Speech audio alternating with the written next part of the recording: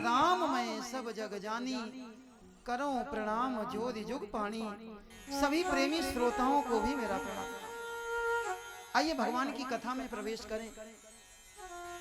उसके पूर्व विचार करें ये सत्संग है क्या, इस सत्संग की हमको आवश्यकता क्या है, ये सत्संग क्यों किया जाए, इस सत्संग को करके आपको क्या लाभ होने वाला है, जरा इस पर थोड़ा सा विचार करें। ये संसार के लोग हमको मिलते हैं, रोज नहीं मिलते। ये संसार के लोग हमको कब मिलते हैं, जब दो कारण होते हैं।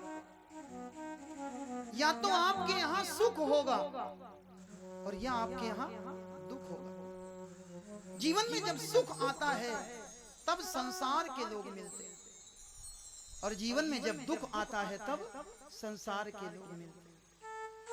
संसार से मिलने का बहाना है दुख और सुख, लेकिन ये सत्संग जगत से मिलने का बहाना नहीं है।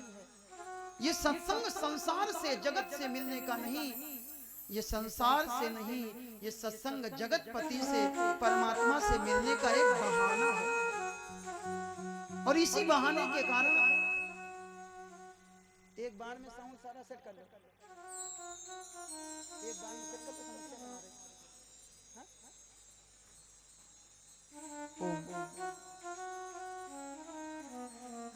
इस सत्संग के बहाने से कानपुर से लेकर जयपुर तक जो हमारा शुक्ला परिवार फैला हुआ है, ये सब इकट्ठा हो गए। क्यों? क्योंकि भगवान की कथा होगी। और ये भगवान की कथा है क्या? जीव के जीवन में अनेक प्रकार की व्यथा भरी हुई है। कोई तन दुखी, कोई मन दुखी, कोई धन बिनु फिरत उदास, थोड़ा थोड़ा सब दुखी और सुखी राम के दास। हम इस सत्संग के द्वारा भगवान के बनते हैं। ये सत्संग बहाना है। और आइए मिल करके दो बार हम भी गाएं। सांवरे से मिलने का सत्संग ही बहाना है, सांवरे से मिलने का सत्संग ही बहाना है, सांवरे से मिलने का सत्संग ही बहाना है, सांवरे से मिलने का सत्संग ही बहाना है, सांवरे से मिलने का सत्संग ही बहाना है। ये दुनिया वाले क्या जाने, ये दुनिया वाले क्या जाने, मेरा दिल तो दीवाना है, सांवरे से मिलने का सत्संग ही बहाना है। तुम ही मेरे माता पिता, तुम ही मेरे बंधु सखा, तुम ही मेरे माता पिता, तुम ही मेरे बंधु सखा। जय हो। तुम ही मेरे माता पिता, तुम ही मेरे बंधु सखा, तुम ही मेरे माता पिता, तुम ही मेरे बंधु सखा। हम भगवान की जब प्रार्थना करते तो क्या कहते? त्वमेव माता च पिता, त्वमेव माता च पिता, त्वमेव बंधु च सखा, त्वमेव त्वमेव बंधु च सखा, त्वमेव त्वमेव विद्या द्रविणं त्वमेव त्वमेव विद्या द्रविणं त्वमेव त्वमेव सर्वं मम देव देव त्वमेव सर्वं मम देव देव तुम ही मेरे माता पिता तुम ही मेरे बंधु सखा तुम ही मेरे माता पिता तुम ही मेरे बंधु सखा ये दुनिया वाले क्या जाने ये दुनिया वाले क्या जाने मेरा दिल तो दीवाना है सांवरे से मिलने का सत्संग ही बहाना है जय हो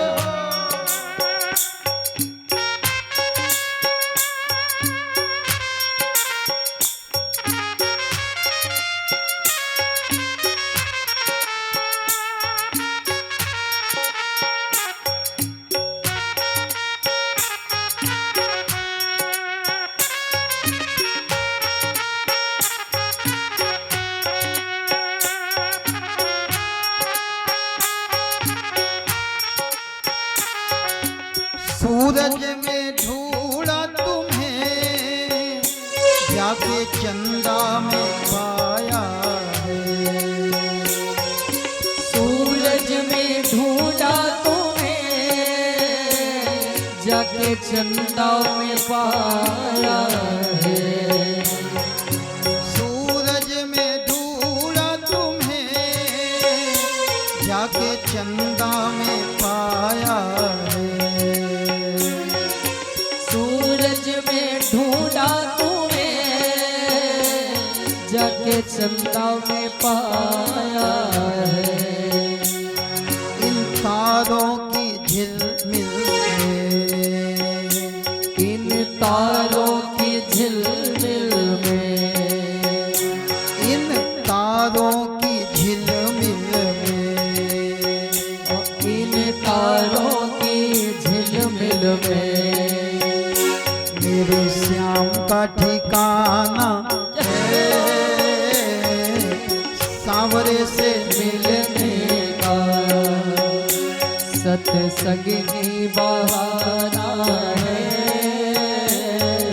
सांवरे से मिलने का सत्संग ही बहाना है सांवरे से मिलने का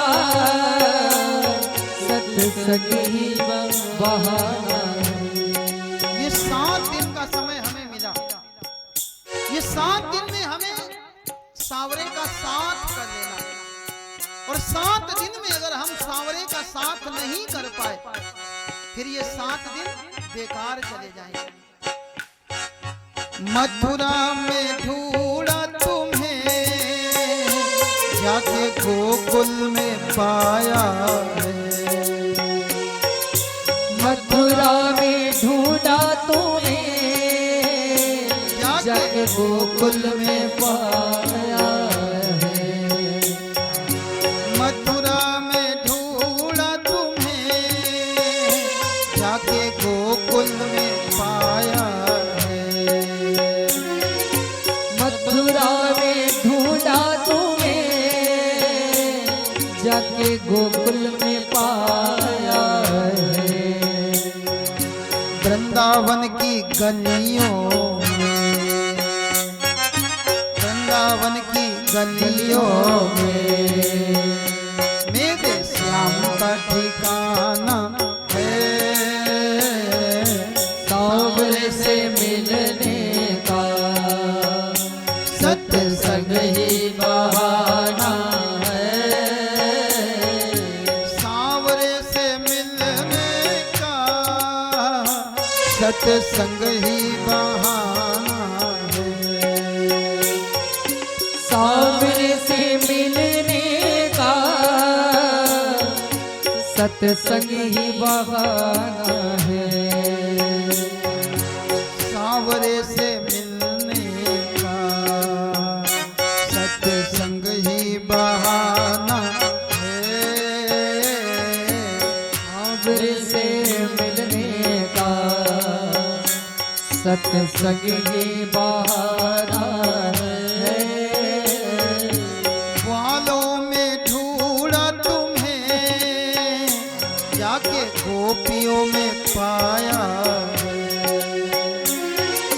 ग्वालों में ढूंढा तुम्हें जाके गोपियों में पाया है।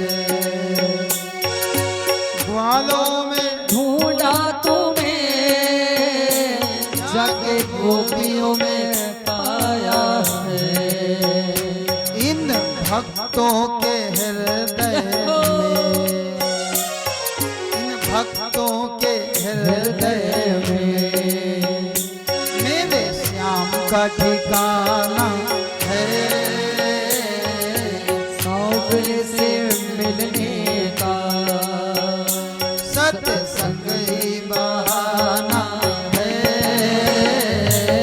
सांवरे से मिलने का सत्संग ही बहाना है। सांवरे से मिलने का सत्संग ही बहाना है। सांवरे से मिलने का सत्संग ही बहाना है।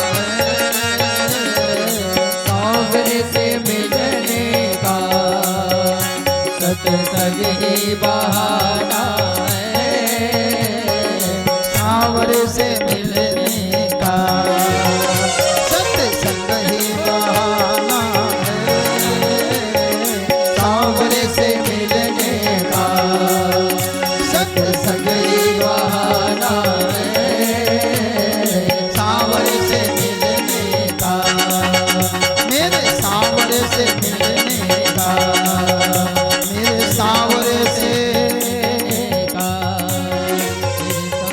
सांवरे से मिलने का।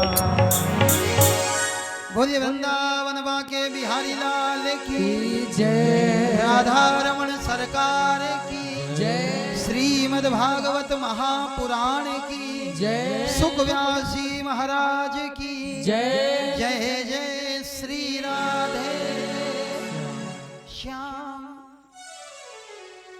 जैसे नाव पर चढ़ने के बाद आप नाव पर चढ़ो, नाव पर चढ़ने के बाद नाव चल दे, और नाव चल दे तो चलती चलती नाव में कोई छेद हो जाए, और उस समय मन में एक भावना होती है कि नाव पार होगी कि नहीं होगी, पार होगी कि डूब जाएंगे। और ऐसी ही ये सत्संग रूपी नौका बनी, ये भागवत रूपी नौका, ये ऐसी ही नौका बनी। हम लोग इस नौका पे चढ़े, बीच में कुछ कारण बने, पार होगी कि नहीं होगी, कथा होगी कि नहीं होगी, लेकिन जैसी ठाकुर जी की इच्छा होगी नहीं होगी, होगी नहीं होगी करते करते हो गए। ये ठाकुर जी का सत्संग है। और मेरे भाई, भगवान आपको एक बात बताना चाहते हैं, संसार में सर्वोपरि होता है आपका विचार। अगर आपका विचार पक्का है, आपका विचार पक्का है मेरे भाई, तो आप संसार में कुछ भी प्राप्त कर सकते हो। और अगर आपका विचार पक्का नहीं, अगर आपके मन में संशय है, तो गीता में कन्हैया जी ने अर्जुन को बताया, अर्जुन संशयात्मा विनश्यति, जिसके हृदय में संशय होता है वो कभी कुछ कर नहीं पाता, उसका विनाश हो जाता है। हमारे विचार हैं कैसे? एक बार हवा से पूछा गया, एक बात बताओ हवा, क्या तुम आग को बुझा सकती हो? हवा बोली ये बताओ आग है कैसे? अगर आग मंदिर में जलता हुआ छोटा सा दीपक होगा तो हवा बोली हम उसको बुझा देंगे, लेकिन हाँ अगर वही आग यज्ञ कुंड की प्रज्वलित अग्नि होगी तो हवा बोली हम उसको बढ़ा देंगे। वही हवा है, वही आग है। एक तरफ हवा कहती हम बुझा देंगे और दूसरी तरफ हवा कहती हम बढ़ा देंगे। ऐसे ही हमारे विचार अग्नि की तरह, अगर हमारे विचार सूक्ष्म होंगे, हमारे विचार पक्के नहीं होंगे तो समाज की हवा हमारे विचारों को बुझा देगी, हमें हमारे मार्ग से पतित कर देगी। और अगर हमारे विचार पक्के होंगे तो ये समाज भी हमारे विचारों के साथ साथ हमको आगे की ओर अग्रसर कर देगा। श्रीमद् भागवत महापुराण की कथा सुनने के लिए हम लोग बैठे।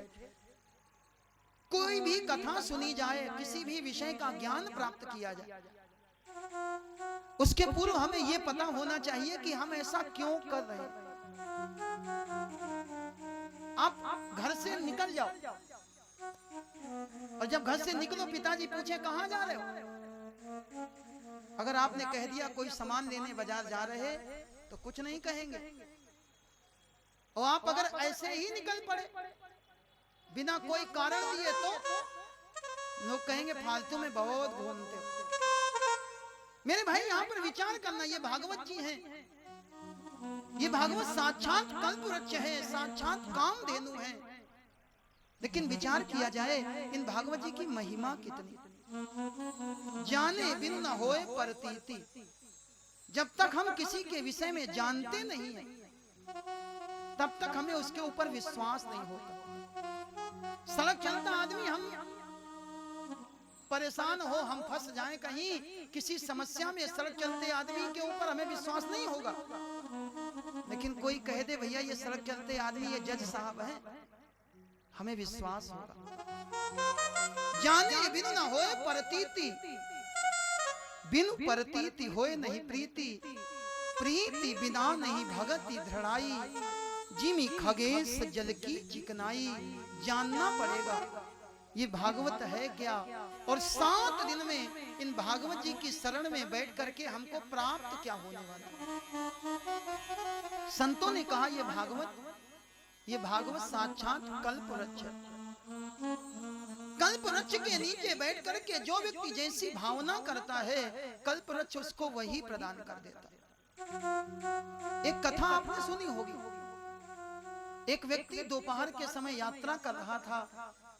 चलते चलते जंगल में पहुंचा और जंगल में जाकर के दोपहर का समय एक पेड़ के नीचे बैठ गया। पेड़ के नीचे बैठा, विचार आया दोपहर का समय है, भूख लग रही है, अगर यहाँ भोजन मिल जाता तो कितना अच्छा रहता। उसको पता नहीं था वो जिस वृक्ष के नीचे बैठा था वो वृक्ष कल्प वृक्ष था। मन में विचार आया भोजन मिल जाता, और भगवान ने भोजन की थाल भेज दी। भोजन किया, भोजन करने के बाद बैठा, मन में विचार आया अगर यहाँ पर एक सैया बिछी होती तो कितना अच्छा रहता। भगवान ने सैया बिछा दी, सैया पर लेट गया, ठंडी ठंडी हवा चलने लगी। विचार करने लगा अगर कोई पैर दबाने वाली आती तो कितना अच्छा रहता। भगवान ने एक पैर दबाने वाली भी भेज दी। सैया पर लेटा है, पैर दब रहे हैं, और धीरे धीरे धीरे धीरे दोपहर बीती, शाम हो गई। इसके मन में विचार आया शाम हो गई, अभी थोड़ी देर में रात हो जाएगी, और कहीं ऐसा ना हो कोई शेर आए और शेर आकर के हमको खा जाए। इतनी देर में शेर आया और शेर आकर के उसको खा गया। ये कथा केवल आपको इसलिए सुनाई, विचार करना इसमें गलती किसकी है? क्या उस कल्प वृक्ष की गलती है? गलती केवल और केवल हमारे विचारों की। यही भागवत जी की शरण में बैठ करके अगर हमारे विचार अच्छे होंगे तो हमें बहुत कुछ प्राप्त होने वाला है, और अगर हमारे विचार शुद्ध नहीं होंगे तो माफ करना, फिर ये भागवत जी भी आपका कल्याण नहीं कर सकते। ये भागवत की कथा होती ही इसलिए है कि आपके विचार शुद्ध हो। संतों ने बताया संसार में अनेक सरोवर है। सरोवर कहते हैं तालाब को। संसार में अनेक सरोवर और एक प्रसिद्ध सरोवर जिसका नाम है मान सरोवर। मान सरोवर की यात्रा बहुत दुर्गम है, हर व्यक्ति नहीं जा सकता। वो है मान सरोवर। और संत कहते बस एक मान सरोवर दूर है और एक मान सरोवर, ये हमारे आपके मन की बात, श्रीमद् भागवत महापुराण, ये मानस सरोवर। मान सरोवर में पानी भरा हुआ है और मानस सरोवर में सुखदेव जैसे, व्यास जैसे महात्मा की वाणी भरी हुई है। संसार के किसी भी सरोवर में जाना, बहुत विचार करके स्नान करना। अगर पैर फिसला तो डूब जाओगे। संसार के किसी भी सरोवर में जाओगे, अगर पैर फिसला तो डूब जाओगे। और एक बार भागवत रूपी सरोवर में आना तो मेरे भाई यहाँ डूब ही जाना, क्योंकि यहाँ जो डूबा है वही पार हुआ। और भगवान को पाने के लिए डूबना ही पड़ेगा। संसार में हर जगह शॉर्टकट चलता है, लेकिन भगवान के दरबार में कोई शॉर्टकट नहीं चलता। अगर आपको पाना है तो आपको करना ही पड़ेगा। इस भागवत की कथा में आज आप लोग पहले दिन पधारे, थोड़ा विचार करना। भगवान की कथा हरि अनंत, हरि कथा अनंता, कहाँ ही सुन ही बहुविधि सब संता। ये भगवान की कथा अनंत है। एक भगवान की कथा अनंत है और दूसरा समुद्र अनंत है। जो लोग समुद्र के किनारे गए होंगे, समुद्र के किनारे जाने वालों ने जब समुद्र का दर्शन किया होगा तो समुद्र बहुत विशाल है। भगवान की कथा के किनारे जाना, भगवान की कथा में जाना अथवा समुद्र के किनारे जाना, दोनों में बड़ी समानता। कैसे? समुद्र के किनारे एक बार दो लोग गए। एक लोगों ने जाकर के किनारे पर बैठ करके समुद्र में अपना जाल फेंक दिया। थोड़ी देर के बाद जाल को समेटा, जाल में बहुत सारी मछलियां फंस गईं।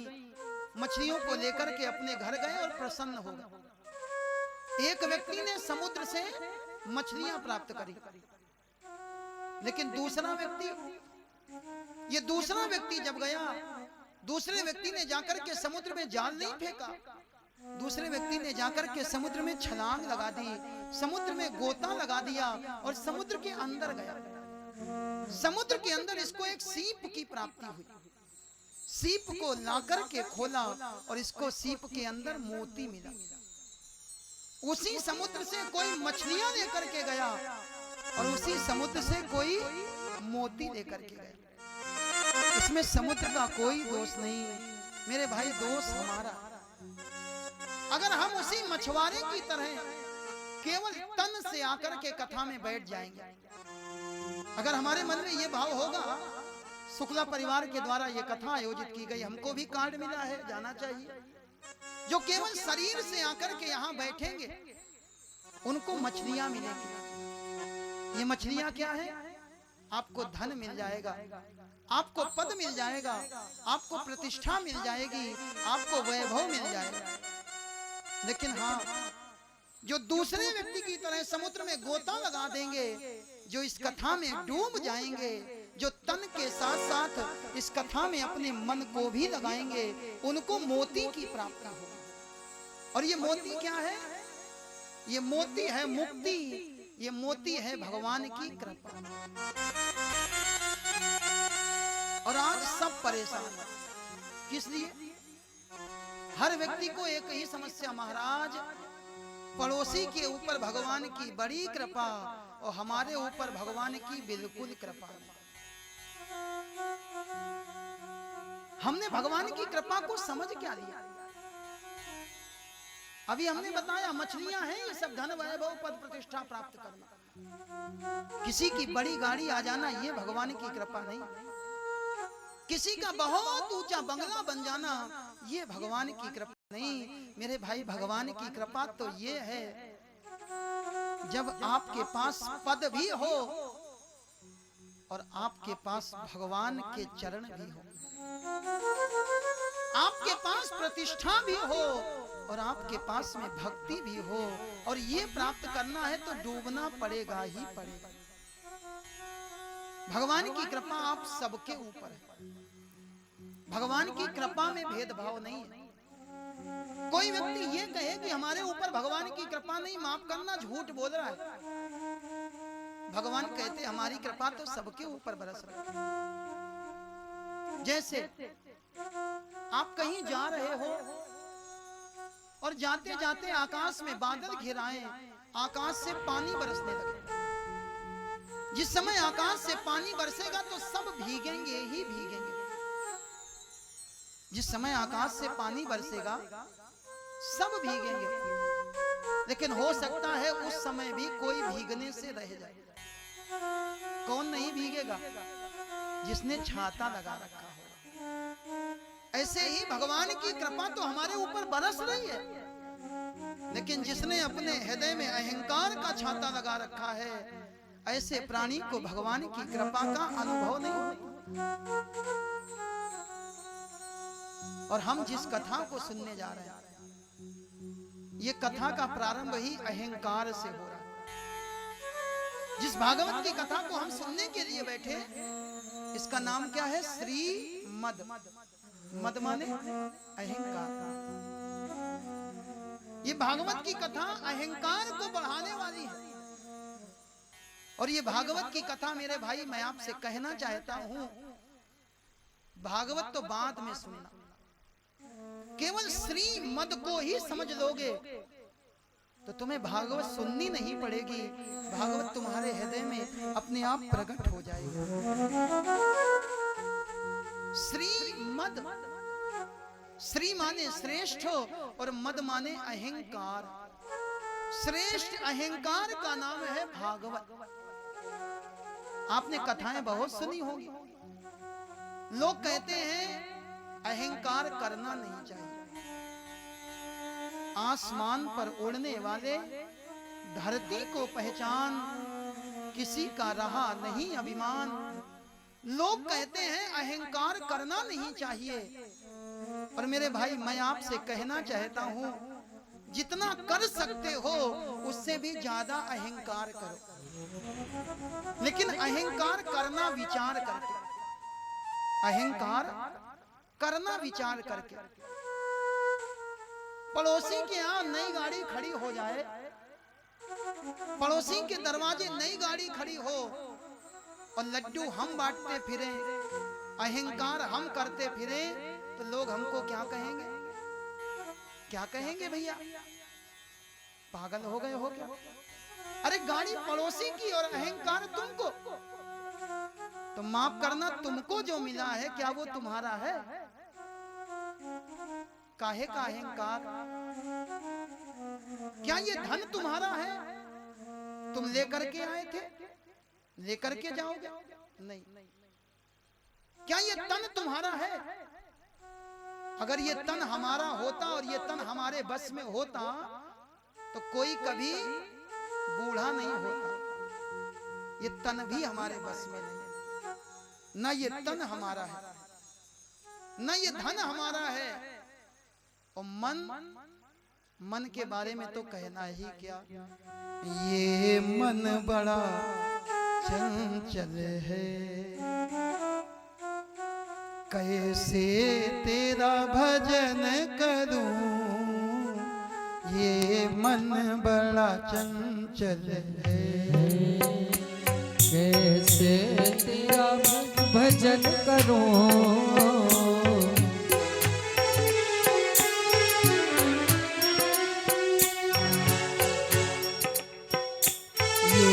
मन बड़ा चंचल है,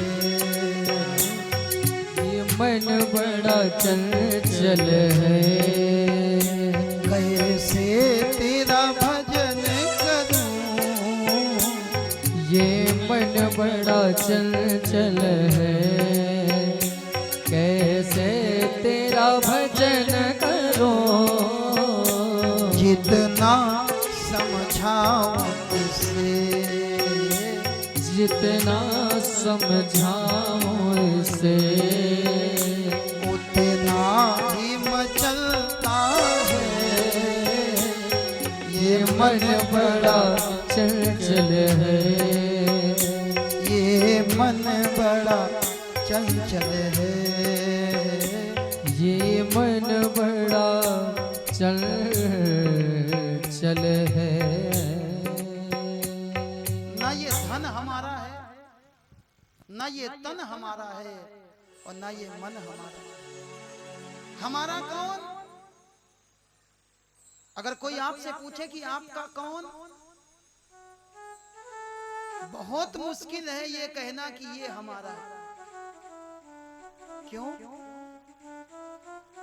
जिसको हम बहुत अपना समझते वही बेटा बुढ़ापे में माता पिता को ले जाकर के वृद्धाश्रम में छोड़ा था।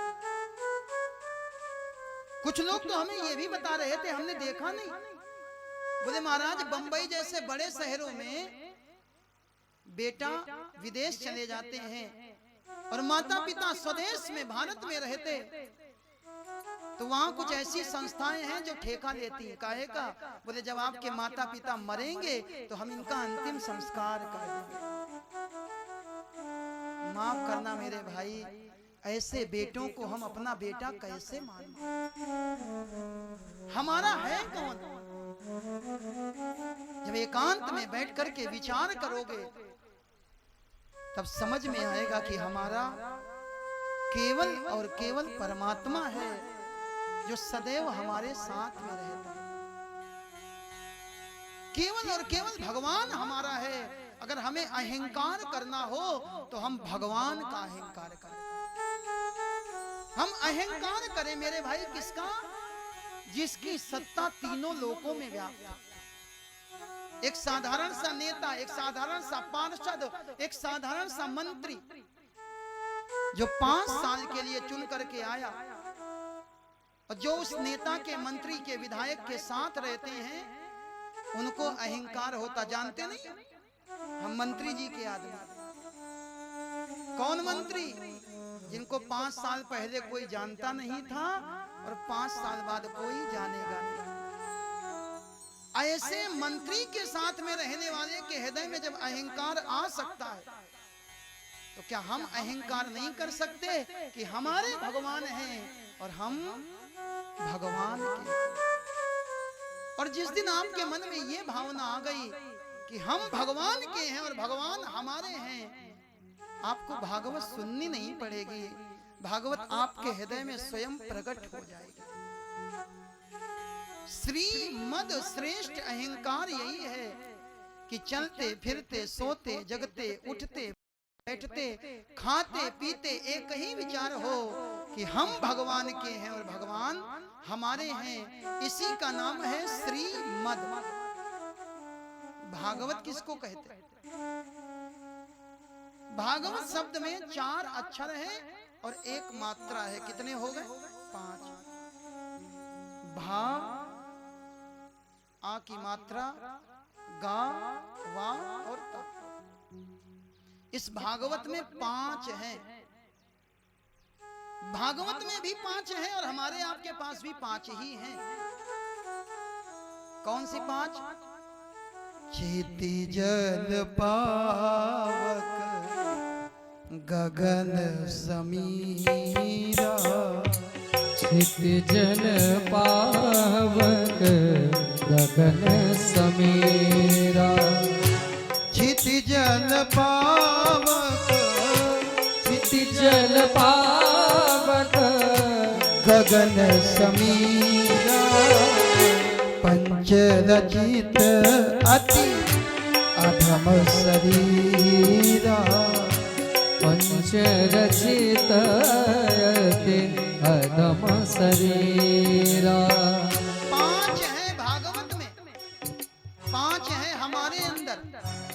भागवत की तो बड़ी वंदना, बड़ी पूजा, और हमारे लिए बोले अति अधम शरीरा।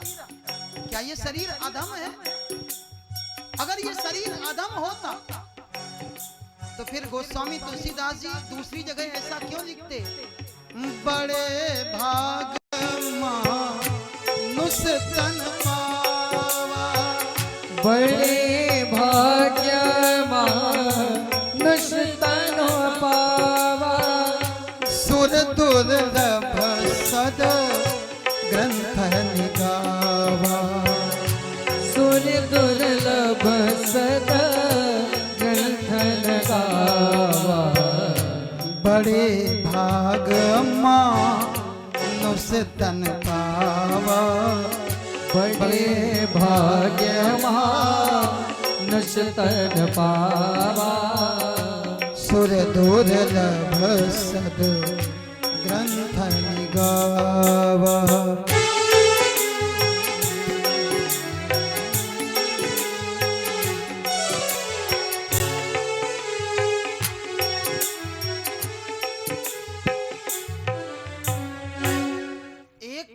शरीर की बड़ी बुराई बोले बहुत अधम है और दूसरी तरफ सदग्रंथ निगावा बड़े भाग्य। अब विचार करो भैया, हमारा शरीर अधम है कि हमारा शरीर भाग्यशाली है। जब तक ये शरीर संसार में घूम रहा है तब तक ये शरीर बड़ा अधम है, और जिस समय इस शरीर के द्वारा परमात्मा की सेवा होती है उस समय ये शरीर बड़ा भाग्यशाली हो जाता है। हमारे शरीर में 5 तत्व हैं और वही 5 तत्व इस भागवत में है। भागवत का पहला अक्षर भा। भा माने भूमि, आ की मात्रा आ माने अग्नि, गा माने गगन, वा माने वायु और ता माने तरलता अर्थात जल। जो 5 तत्व हमारे अंदर हैं वही 5 तत्व भागवत में हैं। जब तक ये तत्व हमारे हैं, जब तक हम इनको अपना समझ रहे हैं, तब तक मेरे भाई ये शरीर अधम है। और जो यही 5 तत्व हम भागवत रूपी 5 तत्वों में समाहित कर देते हैं, उसी क्षण बड़े भाग मानुष तन पावे। ये भागवत शब्द जो है,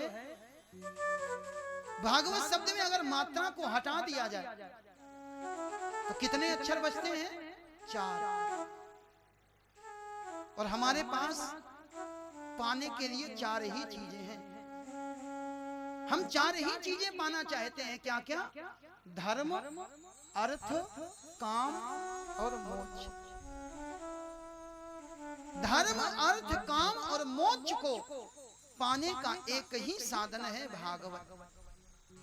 इसके 4 अक्षर, पहला अक्षर है भा। अगर विचार किया जाए भा किसको कहते हैं तो मन चला जाता है भा से भालू नहीं, भा से भक्ति। भा से भक्ति। अब थोड़ा और विचार करो, भक्ति किसको कहते हैं? सफेद सफेद, पीले पीले, लाल लाल कपड़े पहन लेना, बढ़िया सा हमारी तरह चंदन लगा लेना, गले में मोटी मोटी मालाएं डाल लेना, क्या यही भक्ति है? रामचरितमानस में जिस समय राम जी ने सबरी मैया को नवधा भक्ति का उपदेश दिया, 9 प्रकार की भक्ति में राम जी ने कहीं एक बार नहीं कहा कि भक्ति करने वाले को धोती पहननी पड़ती। कहीं राम जी ने नहीं कहा भक्ति करने वाले को चोटी रखनी पड़ती है। राम जी ने कहीं ये नहीं कहा भक्ति करने वाले को चंदन लगाना पड़ता। हाँ, ये सब साधन है, इनके द्वारा भी की जाती, लेकिन जरूरी नहीं है कि ये ना हो तो भक्ति नहीं हो सकती। और विचार करना, हम दोपहर में कहीं से थक करके आए, हम रोज चांदी के गिलास में पानी पीते थे। हमने कहा पानी पिलाओ, बोले महाराज जी अभी आपका चांदी का गिलास मिल नहीं रहा, जब मिलेगा तो पानी पिलाएंगे। उस समय हम क्या कहेंगे? भैया हमें पानी से मतलब है, चांदी के गिलास से मतलब नहीं, जिसमें मिले उसमें पिलाओ। ऐसे ही शरीर को बढ़िया सा वस्त्र बदल लेना, चंदन लगाना, माला पहनना, ये बाहरी आवरण तो है, लेकिन मुख्य है पानी। ऐसे ही मुख्य है भक्ति। जीवन में भक्ति आ जाए। और भक्ति कहते किसको? वैसे तो 9 प्रकार की भक्ति है। 9 प्रकार की भक्ति में अगर कोई मुझसे पूछे कि आपको कौन सी भक्ति अच्छी लगती, तो मेरे भाई हमें 8वें नंबर की जो भक्ति है वो बहुत अच्छी लगती है। अष्टम यथा लाभ संतोषा, सपने हो नहीं देखहीं पर दोषा।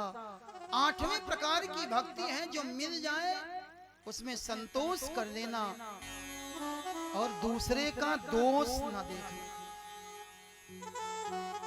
हमारी आंखें दूसरे की बुराई बहुत जल्दी देखती हैं, और जिसके हृदय में ये बात हो, जो दूसरे की बुराई देखता हो, समझ जाना अभी ये भक्त नहीं है। क्यों?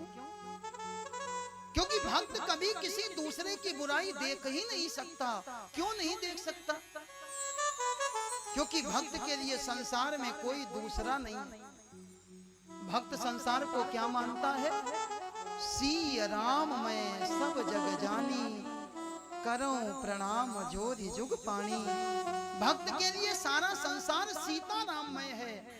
वो कभी किसी के दोष देख नहीं सकता, और जो दूसरे के दोष देखता है वो कभी भक्त हो नहीं सकता। हम किसी के दोष न देखें। क्या हमारे अंदर बुराइयों की कमी है जो हम दूसरे की देखें? हमारे अंदर स्वयं इतनी बुराइयां हैं, हम उनको देखें, उनको दूर करें, इसी का नाम है भक्ति। अपनी बुराइयों को देखना, दूर करना, इसको भक्ति कहते हैं। भा के बाद में दूसरा अक्षर क्या है? गा। गा माने ज्ञान। ज्ञान शब्द बहुत विस्तृत है। ज्ञान किसी को किसी का होता, किसी को किसी का होता। कोई पढ़ करके डॉक्टर बनता, उसको डॉक्टरी का ज्ञान होता। कोई पढ़ करके वकील बनता, उसको वकालत का ज्ञान होता। लेकिन क्या ये ज्ञान है? भारत के संतों ने कहा यह ज्ञान नहीं है। बहुत पढ़ लिख करके विद्वान हो जाना ये विद्वता तो है, लेकिन ये ज्ञान नहीं है। पोथी पढ़ पढ़ जग मुआ, ओ पंडित भया न कोय। ढाई आखर प्रेम का, पढ़े सो पंडित हो। ज्ञान क्या है? जीवन में प्रेम आ जाए, हम सबसे प्रेम से मिले, बस यही ज्ञान है। संसार में कोई भी मिले, हम उससे प्रेम करें, इसका नाम है ज्ञान। प्रेम करना चाहिए। संसार में जो मिले उससे प्रेम करो, उससे हंस करके बोलो। तुलसी संसार में सबसे हंस के मिलिए जाए। क्यों? क्योंकि ना जाने किस वेश में नारायण मिल जाए। पता नहीं किसके रूप में भगवान आए, और जब वो आए तो आप उनका अनादर कर बैठो। ज्ञान वही है, संसार में सबसे प्रेम करो। तीसरा अक्षर है वा। वा का अर्थ होता है वैराग्य। वैराग्य बहुत कठिन विषय है। वैराग्य वाणी का विषय नहीं है मेरे भाई। वैराग्य किया नहीं जाता, वैराग्य लिया नहीं जाता, वैराग्य तो आ जाता है। हिंदी में दो शब्द हैं, एक है त्याग और दूसरा है वैराग्य। त्याग और वैराग्य में अंतर क्या है, थोड़ा समझो। आप अपने किसी मित्र के घर गए, मित्र ने ले जाकर के आपको बाहर अपने डाइनिंग रूम में बैठा दिया। सामने कांच की मेज में कांच के कटोरे में बढ़िया बढ़िया फल रखे। उन फलों को देखा तो हमारे मुंह में पानी आ गया। इतने बढ़िया फल, उठा करके खा लिए जाएं। लेकिन उसी समय हमारे मन ने कहा नहीं भाई, किसी के घर जाओ और जब तक वो ना दे तब तक उठा करके खाना ये ठीक नहीं। ये गुड मैनर्स नहीं, ये बैड मैनर्स है। ये अच्छी आदत नहीं, ये बुरी आदत। मन में आया कि इन फलों को खाएं, लेकिन हमने सामाजिक मर्यादा को देखते हुए उन फलों को नहीं खाया। ये क्या है? ये है त्याग। लेकिन अगर आपको ये पता लग जाए कि दिखने वाले ये रसदार फल बहुत सुंदर दिखाई दे रहे हैं, लेकिन ये फल हैं कैसे? बोले ये फल मिट्टी के बने हुए। अगर आपको ये पता लग जाए ये फल असली नहीं है, ये फल नकली हैं, और जब नकली पता लग जाएंगे तो क्या खाने का मन करेगा? इसको कहते हैं वैराग्य। जो तन की स्थिति से किया जाए उसका नाम है त्याग, और जो मन की स्थिति से हो उसका नाम है वैराग्य। ये संसार छोड़ना, इस संसार से वैराग्य लेना बहुत कठिन है। बड़े बड़े वैरागी संसार छोड़ देते हैं और जहां जाते हैं वहां नया संसार बसा लेते हैं। वैराग्य का अर्थ है सब कुछ छोड़ दिया जाए, अथवा सबके बीच में रहते हुए मन से सबको छोड़ दिया जाए। हम सबके साथ तो रहें, लेकिन सबके साथ रहते हुए भी हम सबसे भिन्न रहें। इसका नाम है वैराग्य। भक्ति, ज्ञान और वैराग्य का जो तत्व है, उसी तत्व का नाम है श्रीमद् भागवत महापुराण। ये भागवत ये साक्षात प्रयाग के रूप में बताई गई। प्रयाग किसको कहते हैं? इलाहाबाद संगम प्रयाग। प्रयाग की बड़ी महिमा है। क्यों?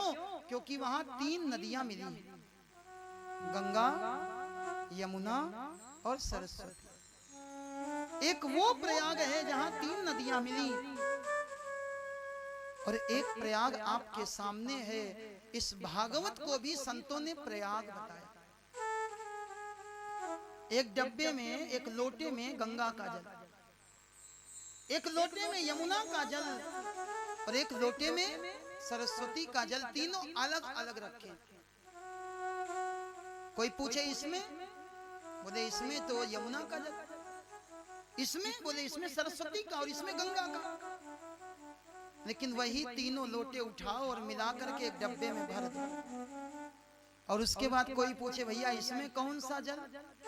बोले ये तो संगम का जल है, यहाँ सब मिल गया, यहाँ सबका संगम हो गया, वो है प्रयाग। ये भागवत भी प्रयाग है। इस भागवत जी की रचना कहाँ हुई? सम्यक प्रास नाम का आश्रम, बद्रीनाथ के और ऊपर व्यास गुफा, जहां से सरस्वती नदी का प्राकट्य हो रहा है। सरस्वती नदी के किनारे भागवत लिखी गई। भागवत के अंदर सरस्वती का जल भी समाहित हो गया। इस भागवत में कथा किसकी है? कृष्ण कन्हैया लाल की। और कन्हैया जी का चरित्र कहाँ हुआ? यमुना के किनारे। इस भागवत में यमुना का जल भी मिला दिया गया। और भागवत की कथा हुई कहाँ? हरिद्वार में, आनंद नाम के घाट पर, गंगा के किनारे। तो इसी भागवत में गंगा का जल भी मिला दिया। गंगा, यमुना और सरस्वती तीनों का जल मिला करके ये भागवत रूपी प्रयाग आपके सामने उपस्थित कर दिया गया।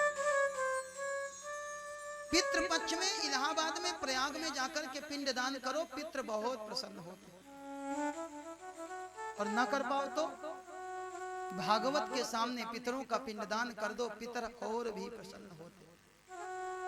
ये साक्षात कल्पवृक्ष, साक्षात प्रयाग के समान भागवत जी की महिमा, जिसको सुनने का, समझने का, गुनने का और हृदय में धारण करने का हमको आपको सौभाग्य मिला। संसार में सब कुछ सुलभ है, संसार में सब कुछ आसानी से मिल सकता है, लेकिन संसार में 2 चीजें बहुत कठिन है। कौन कौन सी? एक तो संत समागम।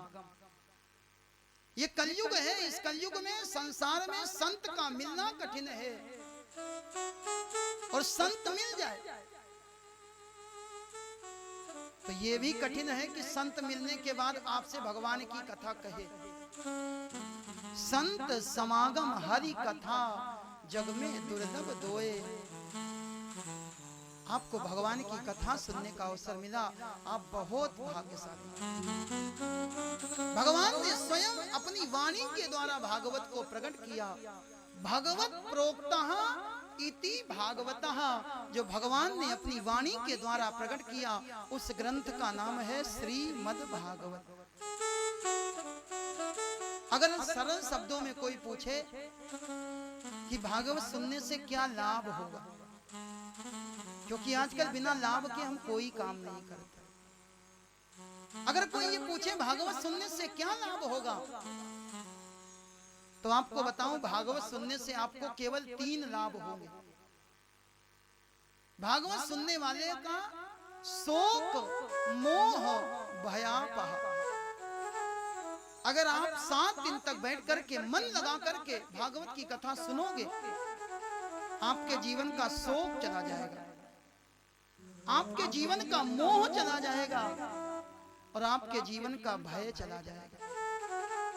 सुनने में बहुत छोटे छोटे शब्द, शोक मोह और भय, लेकिन जरा विचार करना, हमें शोक किसका होता? हमें शोक किसका होता? जो बीत जाता है, हम बैठ करके उसका शोक मनाते हैं। शोक होता है बीते हुए का, भूतकाल का। शोक भूतकाल का होता है। हमको मोह किससे होता? जो आज है हम ऐसे पकड़ के बैठे हैं जैसे कभी छोड़ना ही नहीं पड़ेगा। हमको मोह होता है वर्तमान काल से, और हमको भय किसका होता? इस बार तो हम पास हो गए, अब आगे पास होंगे कि नहीं होंगे। हमको भय होता है भविष्य काल का, मोह होता है वर्तमान काल से, और शोक होता है भूतकाल का। ये भागवत की कथा सुनोगे, तुम्हारा भूतकाल भी अच्छा हो जाएगा, तुम्हारा वर्तमान काल भी अच्छा हो जाएगा, और तुम्हारा भविष्य काल भी मंगलमय हो जाएगा।